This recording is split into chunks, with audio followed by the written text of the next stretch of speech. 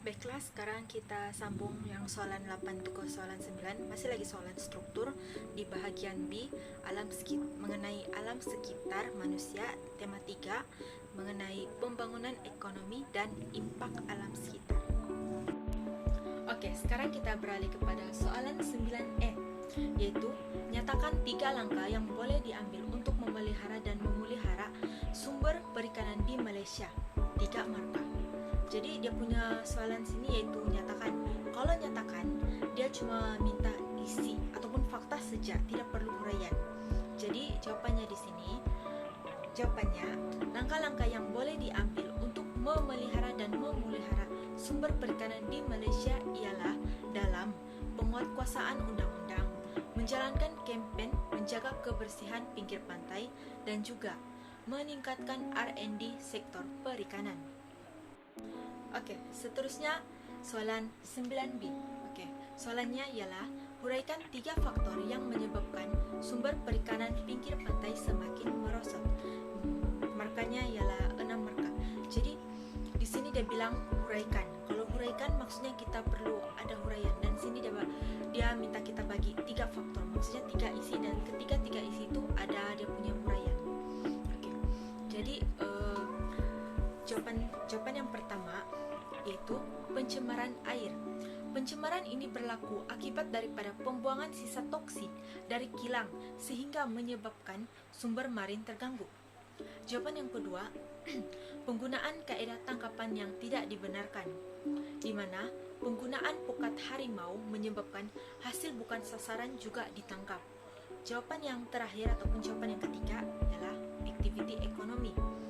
Aktiviti ekonomi seperti pembalakan, perlombongan, dan juga sebagainya menyebabkan habitat spesies ikan itu musnah kerana kehilangan kawasan hutan baya bakau. Oke, baiklah, sekarang kita beralih di soalan 9C, yaitu jelaskan 3 masalah yang timbul akibat daripada sektor perikanan di Malaysia. 6 markah. Sama juga dengan yang 9B, itu kita perlu bagi 3 fakta, 3 isi, dan kita perlu hurai ketiga-tiga fakta itu. Jadi jawaban yang pertama, berlakunya kepupusan sumber ikan. Kepupusan ini berlaku akibat daripada kaedah penangkapan yang tidak dibenarkan seperti pengoboman dan penggunaan pukat harimau yang digunakan untuk perikanan pinggir pantai. Jawaban yang kedua, berlakunya pencemaran air. Pencemaran ini telah berlaku akibat daripada pembuangan sisa perikanan dari kilang pemprosesan hasil ikan. Dan jawaban yang ketiga yang terakhir, menyebabkan kemusnahan habitat. Hal ini berlaku akibat daripada tumpahan minyak di pinggir pantai dan menyebabkan terumbu karang musnah. Baiklah, sekarang kita masuk soalan nomor 10E, yaitu jelaskan konsep perikanan pinggir pantai. 3 marka. Jadi di sini dia bagi marka 3. So maksudnya kita perlu jelaskan konsep itu secara ringkas saja isinya. Jadi jawabannya antara konsep perikanan pinggir pantai ialah penggunaan teknologi seperti bot kecil. Seterusnya, jarak aktiviti tidak melebihi 32 batu nautika dari pinggir pantai, dan juga tempo masa berada di laut antara sehari ataupun 2 hari. Bagi soalan 10B pula, yaitu terangkan 3 faktor yang mempengaruhi perkembangan sektor perikanan di Malaysia. 6 marka. Jadi kita perlu bagi 3 isi dan juga huraian. Sebab dia minta sini terangkan. Maksudnya isi itu kita perlu kasih terang lagi. Oke, jadi dia punya jawaban.